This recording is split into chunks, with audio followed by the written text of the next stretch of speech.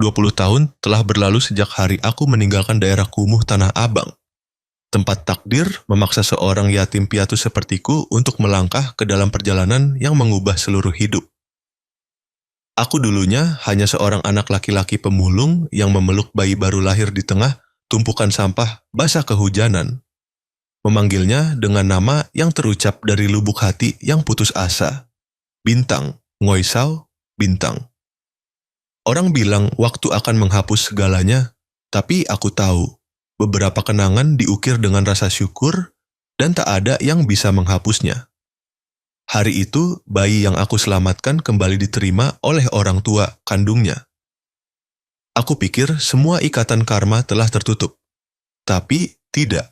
Allah selalu punya cara untuk membuat jalan yang terlihat damai berbelok ke arah lain, hanya untuk menguji apakah hati manusia masih mengingat kebaikan yang pernah dimilikinya. Aku masih ingat jelas pagi itu, jalan tol antara Bandung dan Jakarta diselimuti kabut, langit buram seperti cermin raksasa yang memantulkan suasana hati manusia. Namaku Raffi Darmawan, kini berusia 30 tahun, CEO Tidar Foundation, sebuah organisasi sosial di bawah grup energi besar yang didirikan oleh ayah angkatku, Pak Tidar. Selama 10 tahun terakhir, aku hidup dengan prinsip baja. Berbuat baik harus terencana, dan keyakinan harus memiliki alasan. Aku pernah berpikir bahwa aku telah memahami semua batas kemanusiaan sampai hari takdir itu. Ketika aku kehilangan satu-satunya cahaya yang membantuku melihat diriku sendiri, Dewa. Kami meninggalkan Bandung menjelang sore setelah menyelesaikan survei proyek kemanusiaan di Cianjur. Di dalam mobil hanya ada aku, Dewa, dan sopir. Hujan mulai turun rintik-rintik, tetesan air menghantam kaca, menciptakan suara teratur seperti detak jantung bumi dan langit. Kak Raffi, kalau aku buka kelas gratis buat anak yatim di sini, kakak dukung nggak? Tanya Dewa, suaranya muda, matanya bersinar dalam tirai hujan kelabu. Aku tersenyum. Kamu tinggal mulai saja, sisanya biar kakak yang urus. Dewa tertawa lepas, tawa yang selalu aku anggap sebagai matahari di hari-hari paling melelahkan. Kami berbeda bagaikan siang dan malam. Aku adalah orang yang realistis, berpengalaman, dan condong pada logika. Sementara Dewa percaya pada hal-hal yang aku anggap samar. Takdir, kemanusiaan, dan mukjizat iman. Kakak enggak percaya mukjizat ya? Dia pernah bertanya padaku seperti itu. Aku hanya tersenyum tipis. Aku percaya pada manusia, Dewa. Itu sudah cukup. Aku tidak tahu, hanya beberapa menit kemudian, aku sendiri yang akan berlutut memohon mukjizat. Hujan tiba-tiba turun deras, sekuat air terjun. Sopir mengurangi kecepatan, tetapi jalan yang licin membuat roda tergelincir. Aku mendengar Dewa berteriak, "Kak, hati-hati!" Sebuah cahaya putih menyambar. Suara benturan yang mengerikan merobek malam. Mobil berputar, melaju melewati pembatas jalan, lalu jatuh lurus ke Sungai Citarum yang berarus deras. Air dingin membekukan menghantam wajahku, membuatku sesak napas.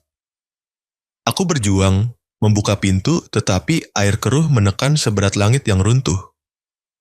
Dalam sekejap, aku hanya sempat melihat Dewa, wajahnya panik, tangannya berusaha meraihku di tengah buih air yang putih. "Kak, jangan tinggalkan aku." Lalu bayangannya tenggelam. Ketika aku sadar di rumah sakit, bau obat antiseptik menusuk hidung. Semuanya serba putih, dingin. Lenganku diperban, kepalaku sakit, tetapi hati lebih sakit lagi. Perawat berkata pelan, "Pak Raffi, pemuda yang bersama Bapak, selamat, tapi mengalami cedera kepala berat, sedang ditangani di UGD." Aku melompat dari ranjang, mengabaikan rasa sakit pada luka. Ketika melihat Dewa terbaring di sana, tubuhnya dipenuhi selang infus, wajahnya pucat, aku hampir ambruk. Di dadanya memar-memar membentang. Aku menggenggam tangannya memanggil pelan, "Dewa, ini kakak, Raffi, kamu dengar?" Tidak ada respons. Hanya suara mesin monitor jantung yang berdetak teratur, dingin. Aku duduk semalaman di samping ranjangnya, pikiranku dipenuhi kenangan. Saat Dewa melawak, saat kami membagikan nasi kotak untuk anak yatim, dan sore ketika dia bertanya kepadaku tentang mukjizat. Aku tiba-tiba mengerti, sudah lama, Dewa bukan hanya adik, tetapi bagian cahaya satu-satunya yang menerangi dunia logikaku yang kering. 3 hari kemudian dia sadar. Aku berlari mendekat, jantung berdebar kencang, bahagia sampai tercekat. Dewa, ini kakak, kamu sudah bangun? Dia menatapku, tatapan asing, sedingin danau yang tidak memantul. Maaf, Anda siapa? Kalimat itu membuatku terdiam. Aku pikir aku salah dengar. Tapi Dewa benar-benar tidak ingat apa-apa. Tidak ingat namaku. Tidak ingat kecelakaan itu. Tidak ingat masa lalu. Dokter menjelaskan bahwa benturan keras menyebabkan Dewa mengalami amnesia sementara. Bisa pulih atau tidak pernah. Aku mendengarkan, serasa kehilangan jiwa. Dia melihat sekeliling kamar, suaranya serak. Aku punya keluarga enggak? Aku tidak langsung menjawab. Aku takut jika aku mengatakannya, hatiku akan hancur berkeping-keping. Aku hanya meletakkan tangan di bahunya. Kamu tidak sendirian. Allah masih menahanmu di dunia ini. Itu sudah cukup. Dia menatapku, kebingungan. Di mata itu, cahaya telah padam. Malam tiba, hujan rintik-rintik di luar teras. Aku tidak bisa tidur. Setiap tetes hujan seperti lonceng yang mengingatkanku bahwa duniaku baru saja runtuh. Aku, yang pernah berdiri di puncak kesuksesan, mengambil keputusan untuk ratusan karyawan, kini tak berdaya di hadapan ingatan seorang adik. Aku melihat Dewa tidur, wajahnya damai dalam cahaya lampu remang-remang. Dalam tidurnya, dia berbisik pelan, suaranya terputus-putus. Abang, jangan pergi. Jangan biarkan aku sendiri di gelap ini. Kakak, jangan pergi. Jangan biarkan aku sendiri dalam kegelapan ini. Aku menundukkan kepala, air mata berlinang. Mungkin inilah cara Allah mengujiku untuk melihat apakah seorang yang pernah percaya pada logika memiliki keberanian untuk kembali percaya pada belas kasihan. Aku menggenggam erat tangan Dewa, berbisik seperti sebuah janji. Kakak enggak akan pergi kemana-mana, Dewa. Kakak akan tetap di sini sampai kamu menemukan kembali cahaya itu. Di luar sana, hujan masih belum reda, tapi di antara suara angin menderu dan guntur menggelegar, aku merasakan satu hal. Mungkin mukjizat sedang dimulai meski sangat perlahan seperti lilin kecil yang dinyalakan kembali di tengah kegelapan. Saat fajar menyingsing, cahaya tipis menembus jendela rumah sakit. Aku berdiri di sana, menatap kota Bandung yang masih basah kuyup, dan memikirkan pertanyaan Dewa bertahun-tahun lalu. Kak Raffi, kakak percaya mukjizat enggak? Kini, aku tahu jawabanku bukan lagi tidak. Karena hanya mukjizat yang bisa membantuku mempertahankan adik yang paling aku sayangi.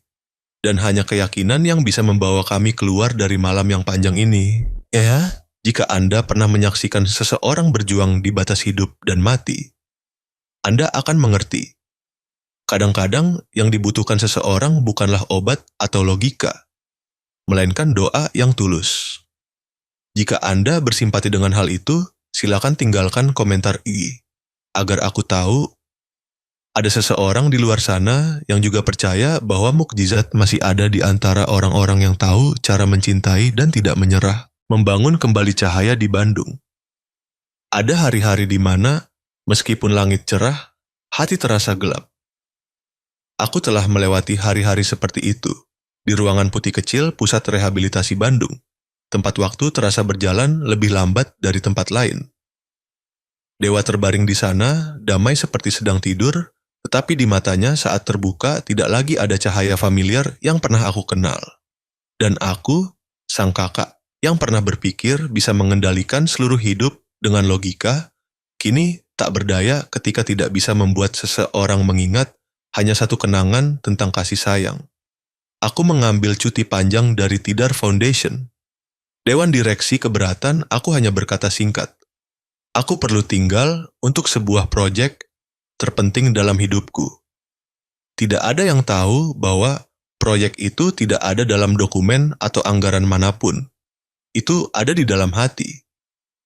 Aku pindah ke sebuah kamar kecil tepat di lantai bawah rumah sakit, mendaftar sebagai relawan perawat pasien. Aku tidak menggunakan jabatan atau kartu nama. Aku hanya memperkenalkan diri. Saya Raffi, manajer rekam sosial pusat ini. Seragamku sederhana, kemeja putih, tanda pengenal kecil. Aku memulai sebuah peran yang tidak pernah aku pikir akan aku mainkan. Peran orang asing di samping keluargaku sendiri. Hari-hari awal, Dewa menatapku dengan mata curiga. Anda siapa? Kenapa terus mengikutiku? Tanyanya. Dengan nada kesal, aku tersenyum merapikan bantal di bawah kepalanya. Hanya karena pekerjaan, saya bertanggung jawab merawat pasien pemulihan ingatan. Dewa berbalik, tidak berkata apa-apa lagi. Dia sering duduk di dekat jendela, menatap hujan, matanya jauh. Setiap kali aku mencoba mengajaknya bicara, dia hanya menjawab singkat, dingin. Sungguh aneh, orang yang dulu memanggilku abang dengan segala kasih sayang, kini menatapku seperti orang asing yang mengganggu ruang pribadinya. Tapi aku mengerti, ingatan bisa hilang, tetapi hati tidak. Selama aku sabar, mungkin suatu hari nanti cahaya itu akan bersinar kembali. Sore hari ke-10 di Bandung, Dewa tiba-tiba demam ringan. Aku mengganti kompres, menyeka dahinya. Dia membuka mata, suaranya serak. Kenapa Anda melakukan ini? Anda tidak berutang apa-apa padaku. Aku tersenyum lembut. Tidak, aku berutang padamu. Mungkin kamu belum ingat, tapi aku berutang banyak padamu. Dia mengerutkan kening, tampak tidak mengerti. Anda bicara aneh. Kita tidak kenal. Aku melihat keluar jendela, hujan turun lebih deras, setiap tetes menghantam kaca seperti hitungan waktu. Ada sebuah cerita yang ingin aku ceritakan, kataku, suaraku perlahan. Dahulu kala, ada seorang anak yatim piatu. Dia tinggal di daerah kumuh, memulung sampah untuk menghidupi dirinya. Suatu malam, di tengah hujan badai, dia mendengar tangisan kecil yang lemah dari tumpukan sampah. Dia menemukan bayi yang ditinggalkan, dan dia membawanya pulang, membungkusnya dengan bajunya, menghangatkannya sepanjang malam. Dia menamai bayi itu Bintang, karena dia datang dari tengah kegelapan. Aku berhenti. Dewa menatapku, matanya ragu. Lalu, apa yang terjadi pada mereka? Aku tersenyum sedih. Anak laki-laki itu tumbuh besar dan kehilangan hampir segalanya. Tapi dia tidak pernah kehilangan keyakinan bahwa Allah akan mengembalikan cahaya kepada orang yang menjaga kemanusiaan. Dewa terdiam, tatapannya berfluktuasi, seolah seberkas cahaya sedang mengetuk perlahan pintu ingatan yang telah lama tertutup. Malam itu, hujan tak berhenti. Suara guntur terdengar dari kejauhan, menyatu dengan suara ayat Al-Quran yang aku baca pelan di samping ranjang Dewa. Aku memilih membaca surah Ar-Rahman. Tuhan yang Maha Pengasih telah mengajarkan manusia berbicara, mengetahui karunia. Suaraku kecil, teratur seperti ombak yang berdebur di malam hari. Dewa berbaring diam, mata terpejam, napasnya melambat. Aku pikir dia sudah tidur, tetapi ketika aku membungkuk, aku melihat sudut matanya basah. Aku berhenti. Hatiku tercekat. Mungkin dia tidak ingat siapa aku, tetapi jiwanya masih ingat suara keyakinan.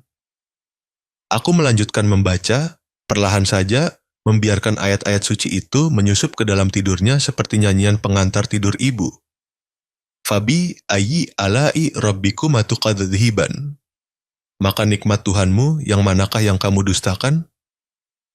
Di luar, hujan turun seperti 1000 tetes kasih sayang dari langit. Keesokan paginya, aku terbangun karena mendengar suara seseorang memanggil pelan. Kak Raffi. Aku berbalik, Dewa sedang menatapku, tatapannya lebih lembut dari hari biasanya.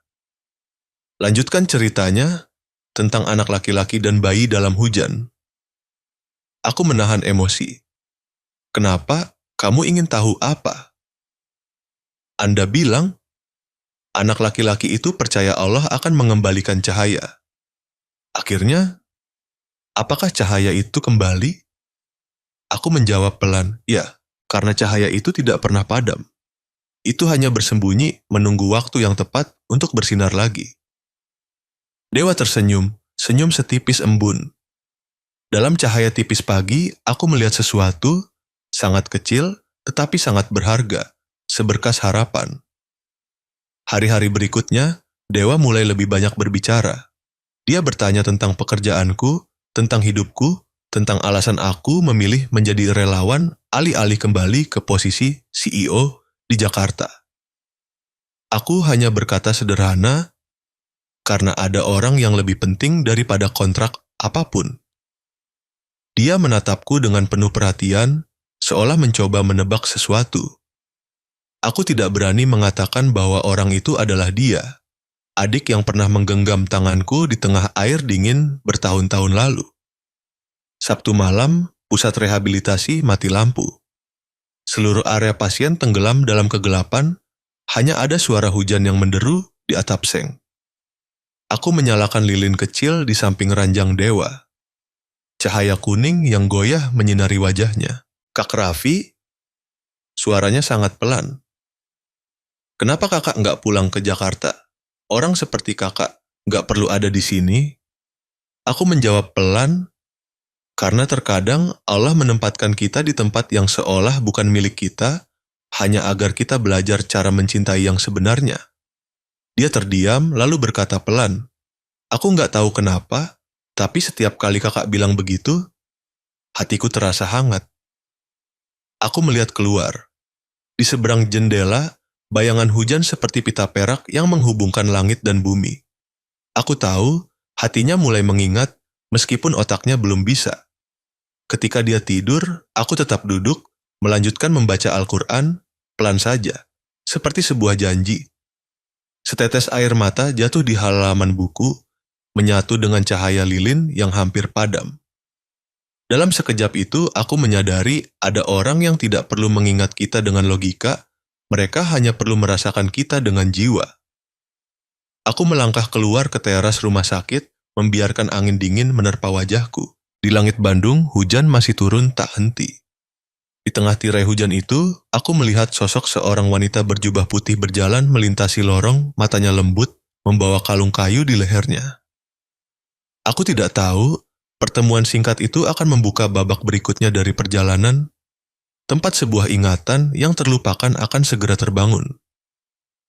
Jika Anda pernah bertemu seorang yang membuat Anda percaya bahwa kesabaran dan kasih sayang diam-diam Anda tidak pernah sia-sia, silakan tinggalkan komentar 1. Dan jika Anda masih menunggu hal itu, silakan komentar 2. Karena siapa tahu, mukjizat Anda juga sedang dalam perjalanan. Di tengah hujan entah yang mana, benang takdir dan sebuah keluarga. Ada pertemuan yang terjadi, sunyi senyap seperti napas, tetapi cukup kuat untuk mengubah seluruh lintasan hidup kita. Aku pernah tidak percaya pada hal itu, sampai pagi itu, ketika aku bertemu Nadia. Pusat rehabilitasi Bandung pada bulan Mei lebih dingin dari tahun-tahun sebelumnya.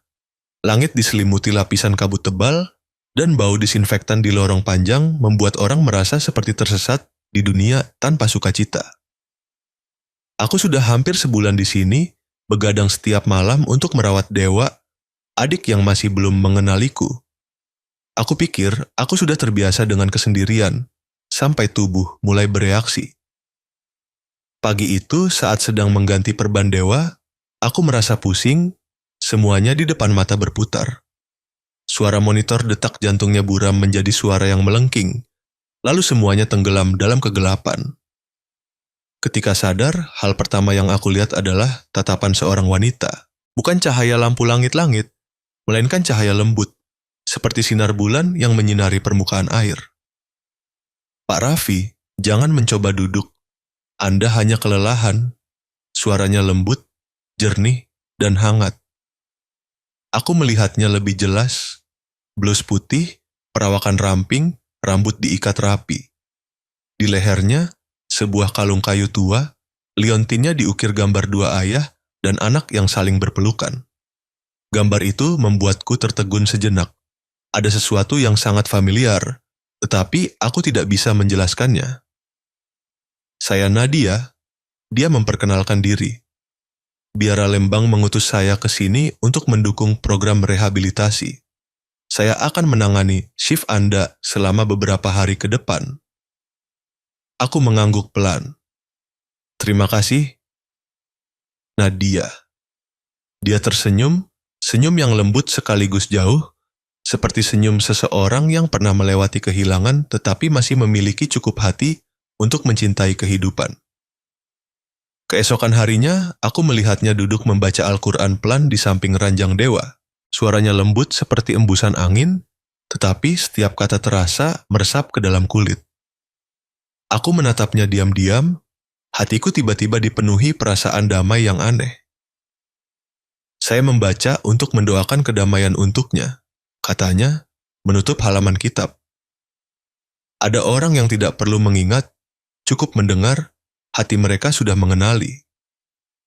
Aku tidak menjawab, hanya menundukkan kepala.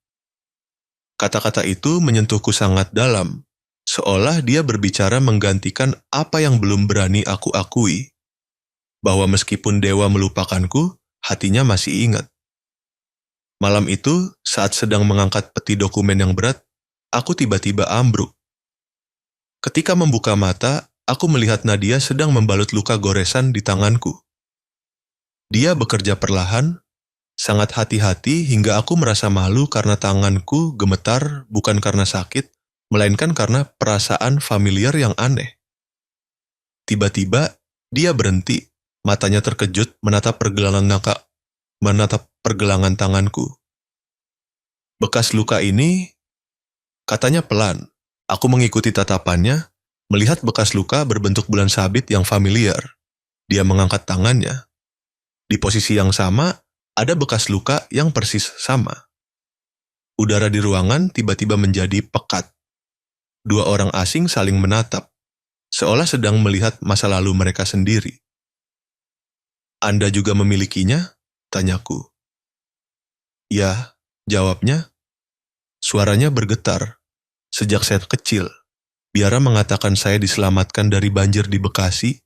Ketika baru berusia 7 tahun, saya tidak ingat apa-apa, hanya bekas luka ini.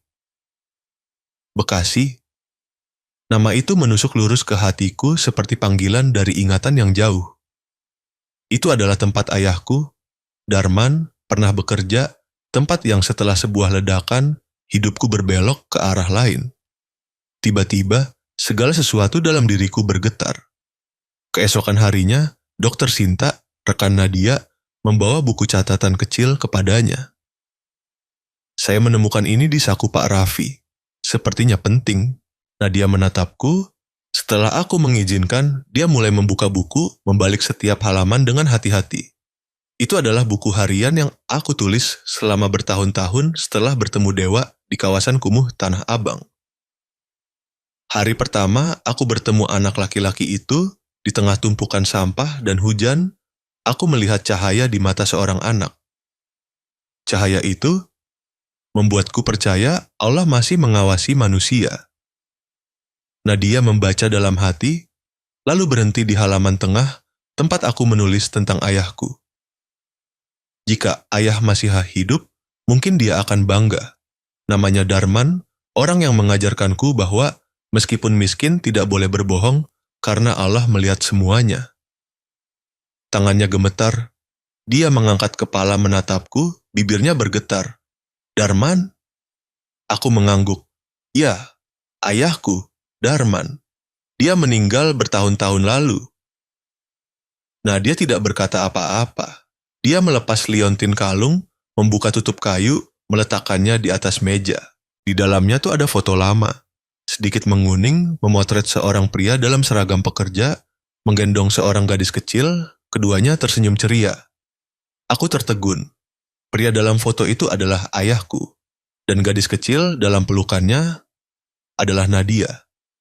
Seluruh dunia terasa berhenti. Aku mendengar detak jantungku berdebar kencang, bertubi-tubi seperti genderang perang. Aku meraih foto itu, tanganku gemetar. Ini ayahku. Juga ayahmu? Nadia mengangguk. Air mata meluap tak tertahankan. Aku ingat tangan beliau, ingat tawanya. Dalam mimpiku, aku masih mendengar beliau memanggil namaku di tengah air bah. Nadia, jangan takut, ayah di sini. Lalu beliau mendorongku ke papan kayu, sementara dirinya terbawa arus. Dia terisak, kedua tangan menutupi wajah. Aku tidak bisa berdiri diam lagi. Aku melangkah mendekat, memegang bahunya. Nadia, kau kakakku? Kau benar-benar anak Darman? Dia menatapku, mata berkaca-kaca, lalu mengangguk.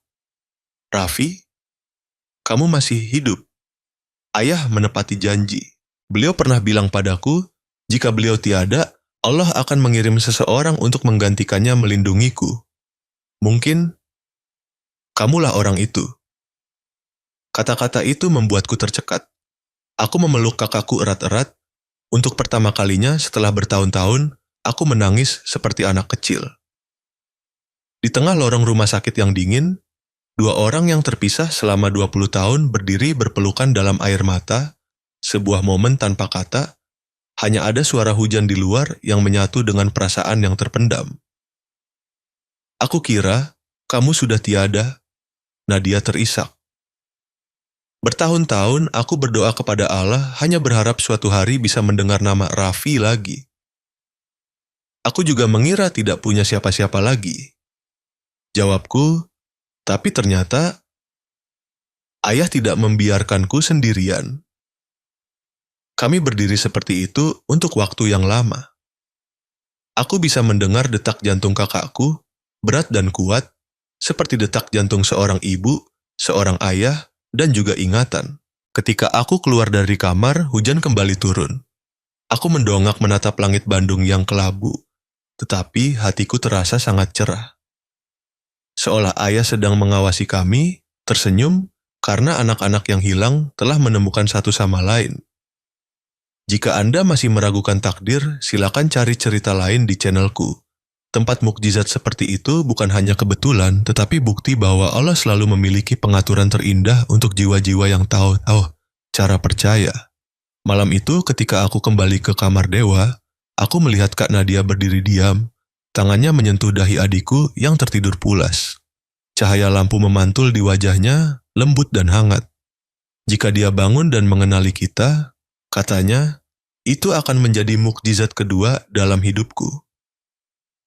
Aku tersenyum, mengangguk. Tak satu pun dari kami yang menambahkan apapun, tetapi di dalam hatiku ada satu hal yang pasti.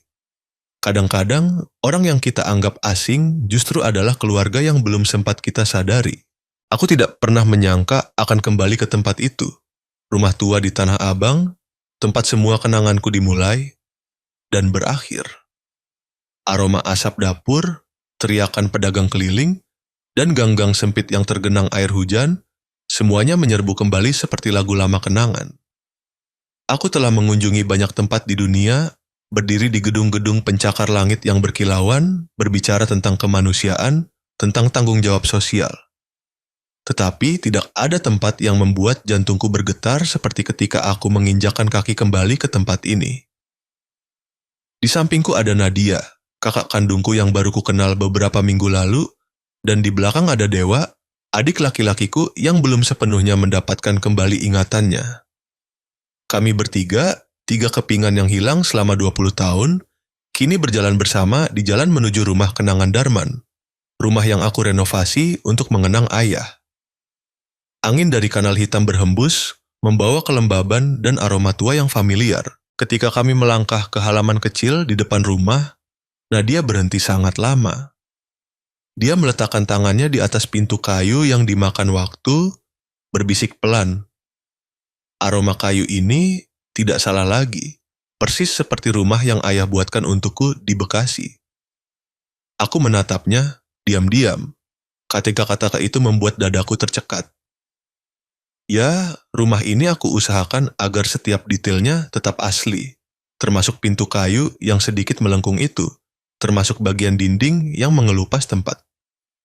Ayah pernah menulis kalimat suci, Allah akan menolong orang yang sabar dan jujur. Dewa berjalan di belakang, diam. Matanya menyapu dinding, berhenti lebih lama pada tulisan itu. Dia menyentuh lapisan kapur tua, berbisik, "Kenapa aku merasa familiar sekali?" Aku berbalik, tidak berani menjawab. Aku tahu ingatannya mulai terbuka sedikit demi sedikit, seperti tetesan air yang meresap melalui batu. Di ruang utama, tempat cahaya redup menyinari melalui celah atap seng, foto kelompok masih tergantung di sana. Foto lama yang aku temukan kembali sejak renovasi. Di foto itu ada puluhan pekerja berseragam pabrik gas Bekasi, wajah mereka gelap karena panas tetapi mata mereka bersinar. Dan di tengah, pria dengan senyum lembut, mata cerah dan bahu kurus adalah ayahku, Pak Darman. Nadia berjalan perlahan mendekat, tangannya gemetar. Dia melepaskan kalung kayu di lehernya, membukanya. Di dalamnya ada foto kecil, sudah usang hingga pinggirannya pudar. Di dalamnya juga ada pria itu memeluk seorang gadis kecil sekitar 6 tahun dalam pelukannya. "Astagfirullah," dia berbisik, suaranya pecah. "Itu ayah, itu benar-benar beliau." Aku terdiam, tidak ada lagi keraguan. Dua gambar itu persis sama. Wajah, senyum, tatapan mata, semua menegaskan apa yang kami berdua rasakan sejak awal. Kami memiliki darah dari orang yang sama. Seluruh ruangan terasa sunyi. Aku melangkah mendekat, mengeluarkan dari saku baju buku rekam medis tua yang aku temukan di biara Lembang sebelumnya. Halaman pertama tercatat jelas. Nadia binti Darman, diselamatkan dari banjir besar tahun 2005. Aku memberikannya padanya. Tangannya gemetar, air mata jatuh membasahi kertas yang sudah menguning. Aku selalu bertanya-tanya mengapa aku selamat dari banjir hari itu, sementara ayah tidak. Sekarang aku mengerti, karena Allah ingin aku tetap hidup untuk bertemu denganmu. Aku tidak bisa menahan diri lagi. Aku berlutut, memeluknya erat-erat. "Kak," suaraku tercekat. 20 tahun ini, aku pikir aku telah kehilangan segalanya. Ternyata Allah tidak pernah mengambil apapun, Dia hanya menyimpannya untuk dikembalikan pada saat yang tepat. Nadia memeluk bahuku erat-erat, menangis sekaligus tertawa. "Kamu mirip sekali dengan ayah, Raffi.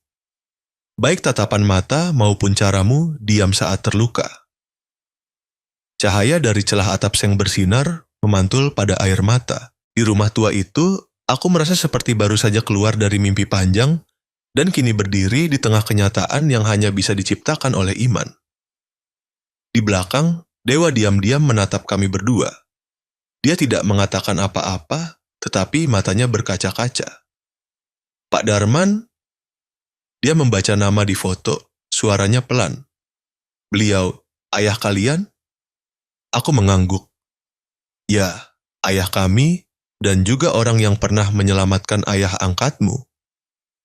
Dewa mengerutkan kening, berusaha menyatukan kepingan ingatan yang terpisah. Aku melihat dia melangkah mendekat ke foto, tangannya gemetar meletakkan di wajah pria itu. Aneh sekali. Aku tidak ingat, tapi hatiku terasa hangat. Aku tahu itu adalah pertanda. Ingatan di hati lebih kuat daripada ingatan di kepala. Kami duduk bersama di lantai tua rumah. Nadia mengeluarkan foto ayah, meletakkannya di samping foto kelompok di dinding.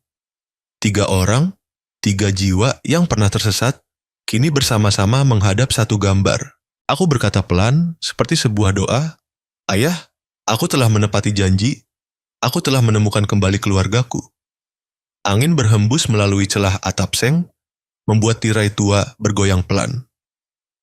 Cahaya dari luar menyinari miring, menerangi ketiga wajah, sebuah momen yang akan aku ingat seumur hidup. Nadia dengan lembut meletakkan tangannya di kepalaku, seperti cara seorang ibu melakukannya pada anak kecil. "Raffi, mulai sekarang kamu tidak perlu kuat sendirian lagi. Ayah meninggalkan 2 hal untukmu, iman dan kakak." Aku menatapnya, air mata jatuh tanpa perlu disembunyikan. Aku pernah berpikir diriku adalah orang yang tahu apa itu kecukupan, ketika memiliki karier, ketenaran, status.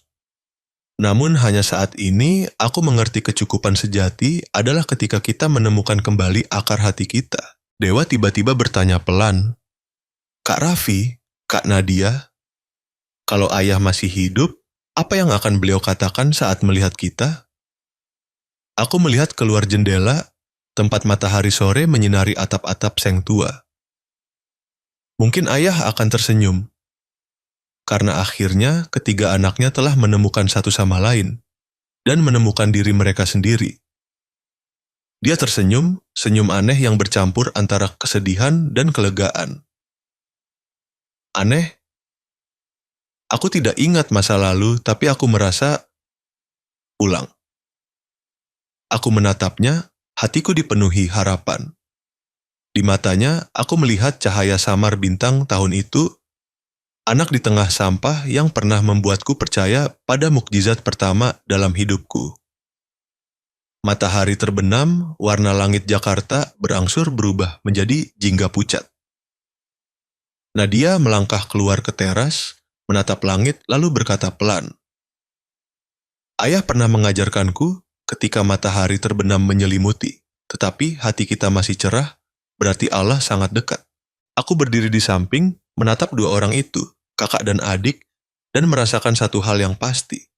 Kami sedang berdiri di titik persimpangan antara akhir dan awal. Aku tidak tahu apa yang menanti di depan, tetapi aku tahu satu hal, cahaya yang ditinggalkan.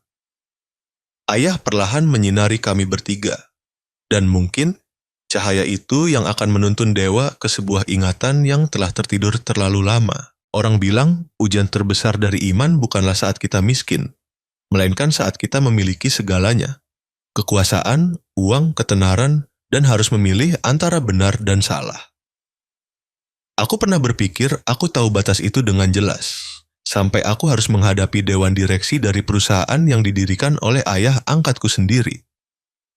Pagi itu, ruang rapat lantai 30 Tidar Group dipenuhi cahaya putih, tetapi suasananya lebih dingin dari pendingin ruangan.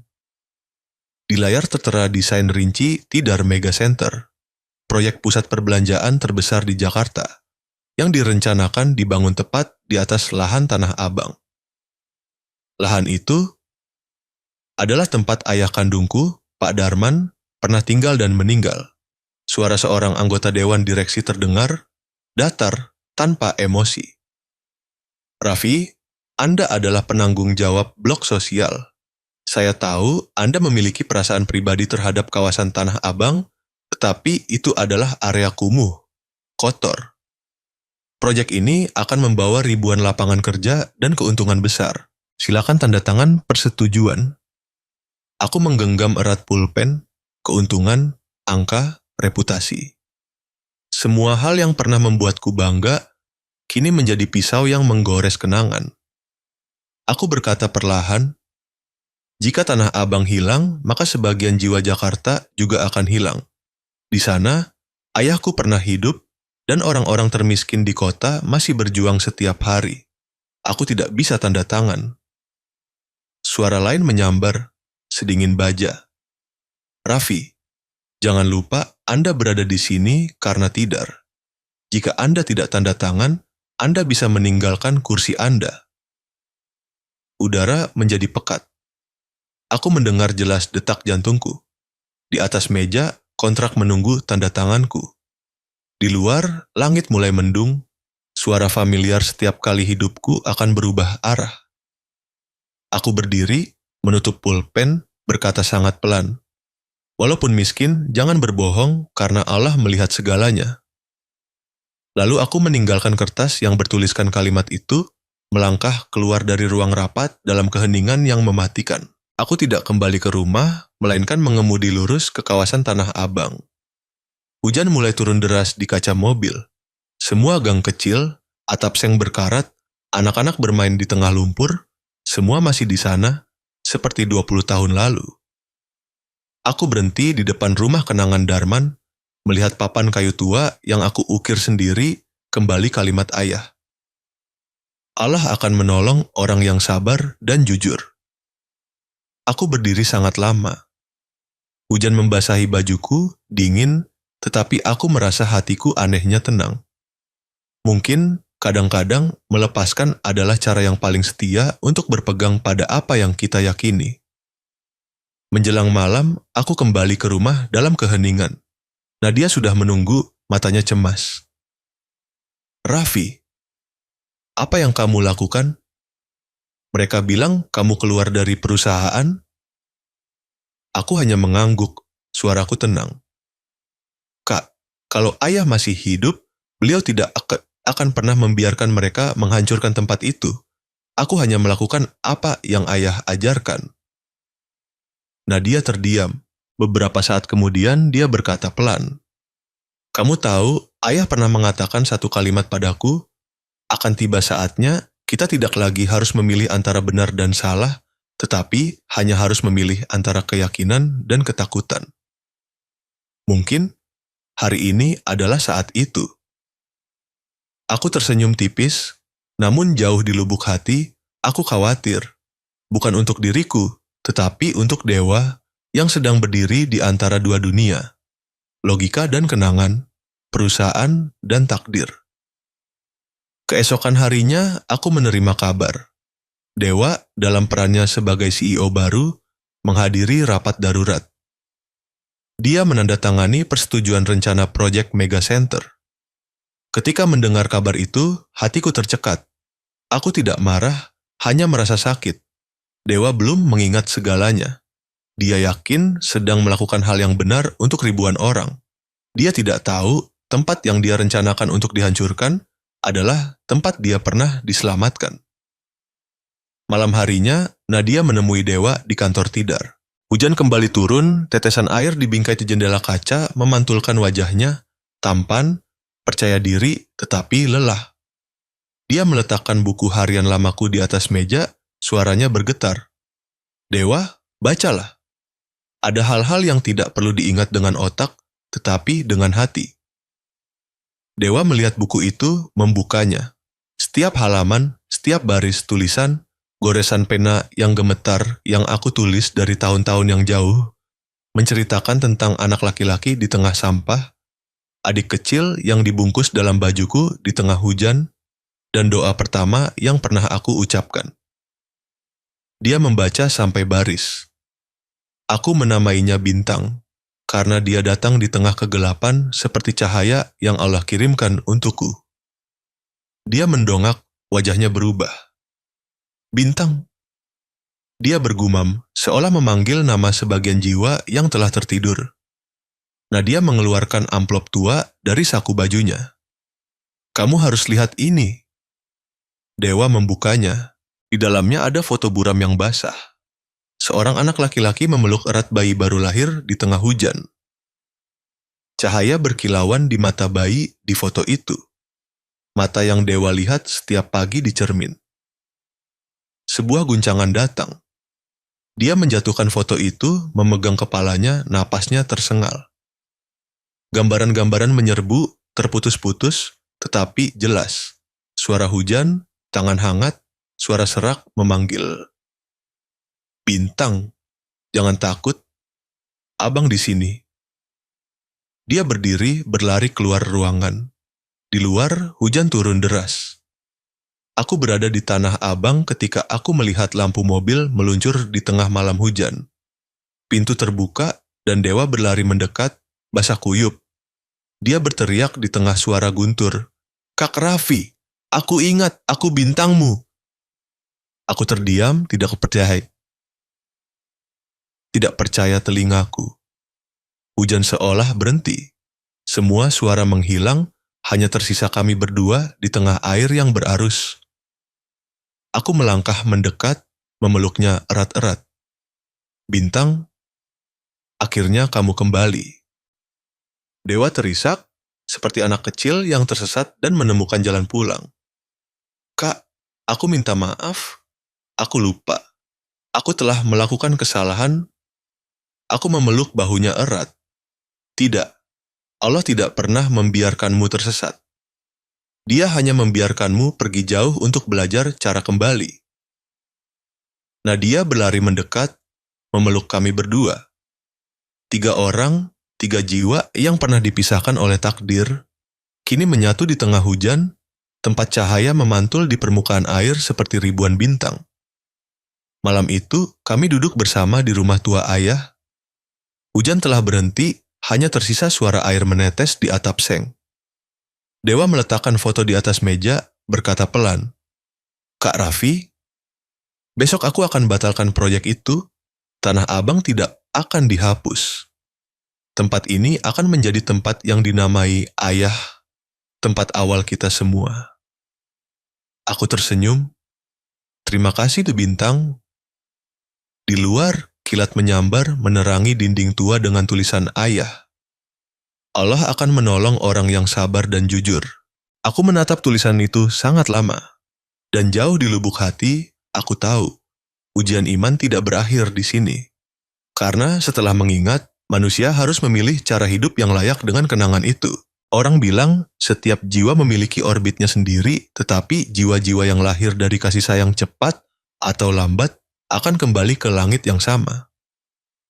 Aku percaya itu, karena pagi itu, di tengah Jakarta yang cerah, aku melihat bintang yang aku kira telah padam sejak lama. Bersinar terang sekali lagi. Setelah malam hujan yang menentukan itu, Dewa memutuskan untuk membatalkan proyek Tidar Mega Center. Keputusan itu mengguncang dunia investasi, pemegang saham bereaksi keras. Tetapi dia, orang yang pernah lupa siapa dirinya, untuk pertama kalinya berbicara dengan suara tegas yang belum pernah aku dengar. Kita tidak bisa membangun kota dengan bata yang diambil dari air mata orang miskin. Aku menatapnya, hatiku bangga sekaligus bersyukur diam-diam. Dia telah berubah, bukan hanya karena ingatannya kembali, tetapi karena hatinya telah terbangun. 2 minggu kemudian, Dewa mengadakan rapat khusus. Di ruangan tempat aku pernah mengundurkan diri, dia berdiri di tengah meja, suaranya lantang. Alih-alih Mega Center, saya ingin mengalihkan seluruh dana itu untuk proyek baru, Rumah Cahaya Darman. Sebuah pusat pelatihan kerja, beasiswa, dan rumah singgah untuk anak yatim di Tanah Abang. Suasana hening selama beberapa detik.